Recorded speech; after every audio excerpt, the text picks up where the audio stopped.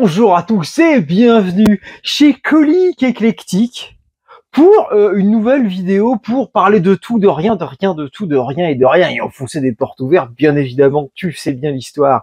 Alors aujourd'hui j'ai remis mon petit t-shirt que j'avais utilisé pour parler d'amour, tu vois. Alors, attends, j'espère que le micro t'emmerde pas trop, je vais peut-être le mettre un peu différemment parce que je sens qu'il est un petit peu asocial ce micro. Voilà. Alors donc du coup, qu'est-ce qui va se passer aujourd'hui? Je parlais un peu de relations de couple, j'avais un petit peu évoqué quand je parlais d'amour. Alors, c'est un peu savoir comment toi tu vis ta relation de couple. Alors c'est vrai que cette vidéo va peut-être principalement s'adresser plutôt à des mecs, on va dire à peu près de mon âge, pour grosso modo, qui sont soit célibataires ou soit qui vivent une relation, enfin pas, en fait des mecs qui ne vivent pas une relation de famille, je pense plus, parce que forcément si aujourd'hui t'as deux enfants, enfin un enfant, puis que t'as fondé un cocon familial et que vous vivez tous ensemble, bon, c'est peut-être pas forcément ça, je ne sais pas, enfin, tu verras bien si tu te retrouves là-dedans ou pas. Moi, pour résumer l'histoire, donc une fois de plus 40 piges, un peu plus, et j'ai divorcé il y a 2 ans maintenant à peu près. Enfin un peu moins, enfin je me suis séparé il y a 2 ans, on va dire, de mon ex-femme.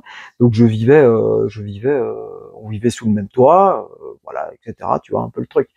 Et on s'est séparés pour des histoires de famille. En l'occurrence, elle voulait fonder une famille et pas moi. En gros, c'est ça. Bon, pareil, c'est une vidéo que j'ai plus ou moins déjà faite sur mon autre chaîne, mais que j'en reparlerai une autre fois.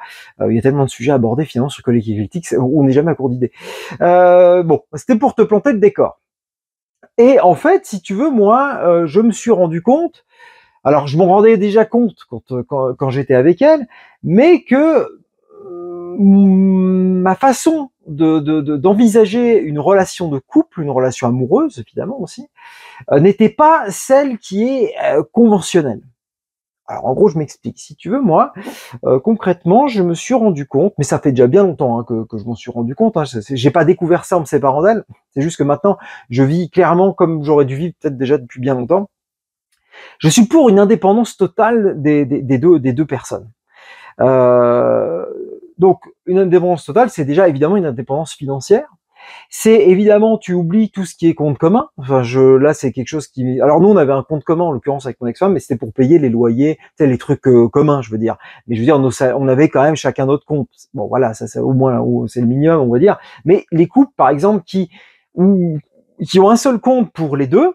Donc ça veut dire que tu vois, tous les salaires arrivent au même endroit et les dépenses aussi. Donc ça veut dire que toi, tu vas aller te payer une pute. Bon, évidemment, je vais un peu loin, je caricature, mais tu vois, tu veux te payer une pute, ta femme va dire, ah, mais t'as payé quoi là avec cet argent? Tu vois ce que je veux dire? Alors ça peut être une pute ou un jeu vidéo, peu importe. Mais quelque part, selon comment t'as géré ta situation et ta relation de couple, après tu dois rendre des comptes finalement. Alors que quelque part, tu gagnes ta vie. Merde, tu vois. Donc bon, alors après ça c'est un truc un peu spécial. C'est vrai que ça, même étant en couple, enfin, j'aurais jamais pu faire un truc pareil, mais bon. Moi, je suis pour une indépendance. En gros, chacun est libre de faire ce qu'il veut de son argent et n'a pas forcément besoin de l'autre pour survivre, tu vois. Évidemment, ça marche principalement dans des cas où tu n'as pas d'enfant, où il y a personne qui doit s'occuper du gamin, etc. C'est pour ça que moi, je suis quand même dans une niche un peu spéciale, j'en ai bien conscience. Mais on va dire, parlons un peu de votre deuxième partie de vie, parce que là, éventuellement, vous avez, je sais pas quel âge vous avez, ceux qui me regardent là, mais actuellement, peut-être certains d'entre vous sont mariés et ont 1 ou 2 enfants. Bon, a priori, d'ici 10-15 ans, vous allez divorcer. Donc, pensez déjà à l'avenir. Tu vois ce que je veux dire? Donc, pense comment tu te verras plus tard. Alors, l'idée, quand je dis indépendance aussi, c'est moi, je ne me vois pas habiter sous le même toit que la personne que j'aime, en fait. Concrètement, c'est quelque chose que je ne veux plus parce que pour moi, c'est un tue-l'amour. C'est un tue-l'amour, le fait d'être au quotidien avec la personne que tu aimes, en fait. Parce que finalement, tu n'as plus l'excitation de te dire, ah, on va se voir ce soir, ah, on va se voir ce week-end, ah, on va passer des vacances ensemble, oh, on va machin. Parce que ta personne est toujours là. Et finalement, tu partages avec cette personne des trucs pas forcément très glamour, du quotidien qui sont complètement inutiles, des fois des énervements sur des trucs à la con, que qui vont plomber ta relation amoureuse petit à petit, et qui vont changer ton regard sur la personne que tu aimes et tu vas commencer à te dire ah putain, elle me casse les couilles pour des conneries, tu vois. Elle te casse les couilles, c'est pas forcément ah j'ai envie de la quitter, c'est pas ça, on est d'accord. Mais tu vas être énervé. Elle aussi évidemment quand je dis toi, enfin elle, lui, enfin si tu es gay, enfin je m'en fous, merde, la personne avec qui tu vis quoi. Et moi, en fait, je suis maintenant dans une histoire de couple où chacun vit chez soi et quand on se voit, c'est pour kiffer, c'est pour passer des bons moments. Alors évidemment, si un des deux va pas bien parce qu'il y a un problème, évidemment, faut être là pour l'autre. Je suis pas en train de dire ah tu vas pas bien, ah bah désolé, je suis pas dispo. Hein, on est d'accord, hein, on construit quand même quelque chose. C'est pas parce que chacun est chez soi que tu construis rien. Tu construis une relation. Le but, c'est de construire cette relation qu'elle soit durable et surtout que la flamme dure le plus longtemps possible et qu'elle ne s'éteigne pas avec les canadaires du quotidien. Putain, elle est belle cette phrase, bordel de merde, celle-là, faudrait que je la note, la vache. Donc voilà un petit peu l'histoire, comment je te disais. Ensuite, ce qui est important, évidemment, dès le départ, c'est d'être en phase avec la personne avec qui tu es et qui tu vas te mettre. Je veux dire, une fois de plus, on arrive à des âges, alors ça marche pour tous les âges, certes, mais je pense qu'à nos âges, maintenant, faut arrêter les conneries. Hein, je crois qu'à un moment donné, si tu as envie de quelque chose, si tu as envie de vivre d'une certaine façon, va pas te cacher, quoi. Dis-le cash, dis-le directement. Voilà comment je vois les choses. Moi, je vois la vie comme ça. Je veux pas d'enfant, je veux pas habiter, je veux machin, machin. La personne, elle est d'accord avec toi, tant mieux. Elle veut pas, tant pis. Il y en aura d'autres. Tu vois ce que je veux dire? Faut pas non plus être en mode en grosse dépression. De toute façon, tu trouveras forcément chaussures à ton pied. Il y a un moment donné, tu vois. C'est pas comme à l'époque, tu vois, parce que cette façon de voir les choses, cette façon de parler, peut-être un peu cash, je pense que, enfin moi c'est quelque chose que j'ai réussi à voir avec le temps. En l'occurrence avec mon ex-femme, les choses étaient claires dès le départ. Moi je lui ai dit je veux pas d'enfant, elle m'a dit j'en veux. Bon, mais comme des cons, on a fait 13 ans ensemble, en pensant toujours qu'il y en avait un qui allait changer d'avis. Bon bah finalement ça l'a pas fait. C'est un peu con finalement, j'ai envie de te dire. Donc éviter de faire ce genre d'erreur quand même. Alors c'était 13 belles années, hein, je ne crache pas dessus, hein, y a pas de souci de ce côté-là, mais c'est con d'en arriver là au final, tu vois. Et puis moi aussi à la base, je ne voulais pas non plus habiter avec elle. Donc déjà il y a très longtemps, donc c'est là donc je parle d'il y a 15 ans maintenant, j'avais déjà cet état d'esprit. Et en fait, si j'ai habité avec elle, c'est qu'elle m'a tiré de la merde parce que j'ai eu une phase de ma vie où j'étais au RSA. Enfin, j'ai une sale histoire, on va dire. J'ai eu une sale histoire professionnelle qui m'a mis plus bactère et elle a été là pour me tirer d'affaire. Et c'est comme ça que je me suis retrouvé à habiter avec elle.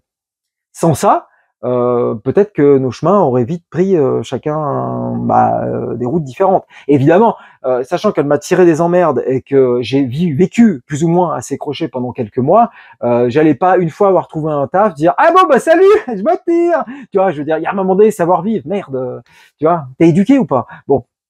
Donc voilà, bon, alors en dehors des situations un petit peu exceptionnelles, ce que je veux dire, c'est que moi aujourd'hui, je pense que j'espère en tout cas me mettre suffisamment à l'abri pour éviter d'avoir besoin d'être dépendant de quelqu'un pour avoir besoin de vivre avec cette personne. En plus, à l'époque, je sortais d'une période de chômage. Après, je me suis fait embaucher. On m'a viré droit derrière pour des choses très fallacieuses. Hein.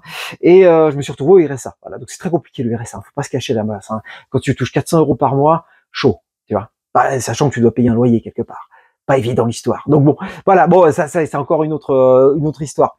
Mais voilà, donc aujourd'hui, je pense que c'est important de vivre comme ça. Donc c'est comme ça que moi je vis aujourd'hui avec ma compagne. Et je pense qu'il est important aussi, c'est de se préserver des relations toxiques. Alors quand je dis relations toxiques, pareil, on en a tous vécu, je pense, en tout cas ceux qui ont mon âge. Ça peut être toi, ça peut être ton conjoint, ça peut être les deux. Arrêtez vos conneries avec la jalousie, avec toutes ces conneries. Allez voir un psy, tout simplement. Ça ne sert à rien, c'est de la merde. La jalousie engendre la merde perpétuellement. Ça fait fuir l'autre, soit ça va inciter l'autre à te tromper. Il faut oublier la jalousie, les gars. Si tu es jaloux, va voir un psy, essaye de comprendre pourquoi t'es jaloux. Certainement, t'as un problème de confiance en toi, ou alors vraiment t'as des vrais doutes parce que ta meuf, elle fait des trucs, peut-être, mais détermine d'où vient le problème. Tu peux pas faire une relation équilibrée avec des crises de jalousie. C'est pas possible. Si tu commences à aller checker le téléphone de ta meuf et vice versa, si tu commences à la géolocaliser et vice versa, ça ne va pas. C'est pas sain. C'est toxique. Il y a un problème. Tu vois. Alors, le but, c'est quand même d'avoir suffisamment confiance en l'autre. On est d'accord. Alors quelque part, on reste des êtres humains et on est globalement un peu tous des fils de pute. Donc tu dis potentiellement on peut te la mettre à l'envers. Alors tu as quand même une autre solution qui est d'être en couple ouvert. Alors là, faut être aussi ouvert d'esprit dans l'histoire. Ah là, je pète des barrières. Mais un couple ouvert, en fait, concrètement, qu'est-ce que c'est? T'as deux façons de le voir. Soit tu es donc t'es en couple officiellement, machin, et chacun peut aller baiser de son côté. On parle de cul. Donc chacun peut aller baiser de son côté de temps en temps, bam bam bam. Alors soit tu te le dis, soit tu te le dis pas, ça c'est libre à chacun. Voilà. C'est la première partie, la première façon de faire. Ou alors, deuxième façon de faire, c'est d'avoir des relations suivies. Alors, plus que suivies, parce que tu peux avoir une relation de cul suivie, c'est pas pareil. Mais là, une relation, on va dire avec des sentiments et tout, suivie, en parallèle de ta meuf. Et donc tout le monde est ok là-dessus. Alors soit tu le dis, soit tu le dis pas, ça c'est encore autre chose. Bon, alors après ça tu choisis tes deux écoles. Moi, à titre personnel, je fais partie de la première catégorie. Aujourd'hui, je veux être en couple libre et je veux pouvoir, il pousse pas pour autant que j'en abuse, mais je veux pouvoir aller où je veux. Et pareil, elle fait ce qu'elle veut. On n'a pas de compte à se rendre de ce côté-là, à partir du moment où on est fidèle l'un à l'autre, comment dire, dans notre amour et dans notre relation. Tu vois? Faut pas se voiler la face non plus sur le fait que on est des animaux, enfin surtout les mecs, j'ai envie de dire. Les femmes, bon, vous cachez pas trop non plus parce que voilà, on a compris l'histoire. Mais bon, les mecs en tout cas forcément un peu plus. Moi, cette idée de fidélité, je la trouve complètement archaïque. Faut arrêter à un moment donné. Alors je sais que ça va à l'encontre de la religion, ça va à l'encontre de plein de trucs, mais j'en ai rien à foutre quelque part. Je ferai certainement une vidéo sur la religion s'il faut. Tiens. À partir du moment où tu es en couple, ça ne t'interdit pas, enfin évidemment toujours en étant en phase avec l'autre, mais ça ne va pas t'empêcher plutôt d'avoir envie d'autres personnes. C'est l'humain, c'est logique. T'as forcément envie de niquer d'autres meufs. Elle a forcément envie de niquer d'autres gars. Pourquoi s'en empêcher? Pourquoi? Je veux dire, il y a un moment donné, t'as qu'une vie. Donc, qu'est-ce que tu vas te mettre, et qu'est-ce que tu vas faire ça en restant juste avec la seule et même personne? Même si ça se passe très bien, c'est pas parce que t'as envie de niquer ailleurs que ça se passe pas bien sexuellement dans ton couple. C'est juste que t'as envie d'aller voir ailleurs, tu sais, t'as envie de te faire de ton expérience, t'as envie, ah, tiens, il y a une meuf qui pète, t'as envie de blablabla, tu fais blablabla, tu vois ce que je veux dire? En aucun cas, ça remet en cause le reste.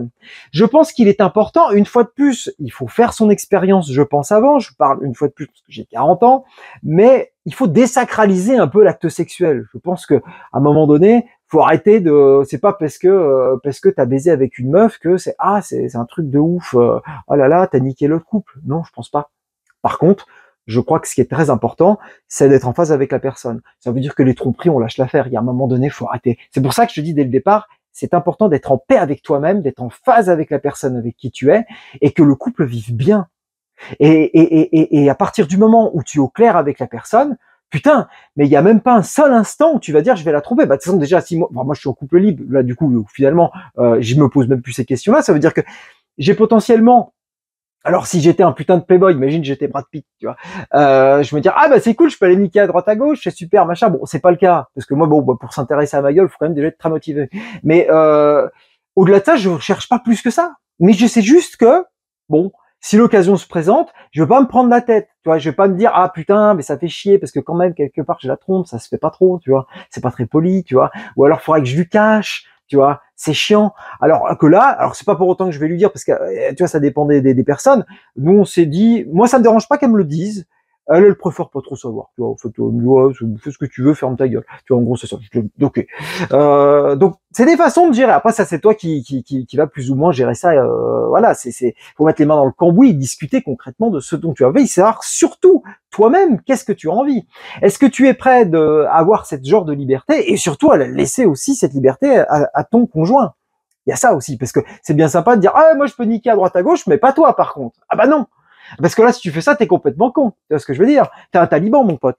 Donc voilà un petit peu. Ensuite, évidemment, ça, je pense que j'aurai l'occasion d'en reparler aussi. Tu as aussi le libertinage, qui est une façon de gérer son couple qui est assez intéressante. pareil, je pense que je ferai une vidéo dédiée là-dessus. Ah putain, les sujets, je vais te dire que ça va enchaîner. Hein. Mais ça, j'en parlerai une autre fois. Le but, en fait, concrètement, dans ton couple, c'est que tu sois apaisé. Le but dans ton couple, c'est que tu ne sois pas, t'aies pas besoin de cacher des choses. Et aussi que tu ne sois pas toujours en train de surveiller l'autre et de t'inquiéter en te disant, ah putain, il est où, elle est où à ce moment, machin, qu'est-ce qu'elle fait, machin. Ah putain, elle sera avec ses copines, elle va sucer des bites. Ok. Eh ben, suce des bites, j'ai envie de te dire. Mais tant mieux, fais-toi plaisir. Envoie-moi même une photo. Tu vois, moi je suis seul à la maison, je vois une photo, je me masturbe. Et évidemment, je vais un peu trash, mais je fais exprès pour un peu te bouleverser, tu vois. J'essaye de, tu vois, pam, tu vois, j'y vais. À ce point, j'ai remis mon petit t-shirt, tu vois, un petit peu dégueulasse. Mais aussi, évidemment, au-delà du côté sexuel et tout, le plus important dans une relation, notamment d'être apaisé, mais aussi de rire avec la personne, de partager des bons moments, d'être en phase, une fois de plus, tu vois, d'être toujours là l'un pour l'autre, tu vois. Cela, non, c'est les bases en fait, c'est les bases d'une bonne relation. Voilà un peu ce que je peux te dire. Donc, on arrive à 15 minutes, hein, je suis obligé de m'arrêter, hein, c'était un peu le deal. N'hésitez pas à me dire dans les commentaires comment vous voyez la chose. Vous qui êtes célibataire, qui avez 40 ans, vous qui êtes en couple, qui avez 40 ans, ceux qui ont des familles et qui vivent en famille, je pense que c'est plus compliqué pour vous parce que vous êtes déjà dans un schéma. Alors, c'est compliqué à l'heure actuelle de voir ça comme ça. Par contre, pensez à l'avenir. Pensez à l'avenir après, lorsqu'il y aura le divorce et tout. Ah oui, il faut y penser, les gars, à un moment donné. Hein, où vous allez y passer. C'est salaud de dire ça. Beaucoup vont y passer. Ah oui, c'est comme ça, c'est la vie. Tu regardes les stats, hein, tu verras bien. Voilà un petit peu. Écoutez, moi, sur ce, je vous dis à très bientôt pour une prochaine vidéo. Et sur ce, portez-vous bien. Ciao!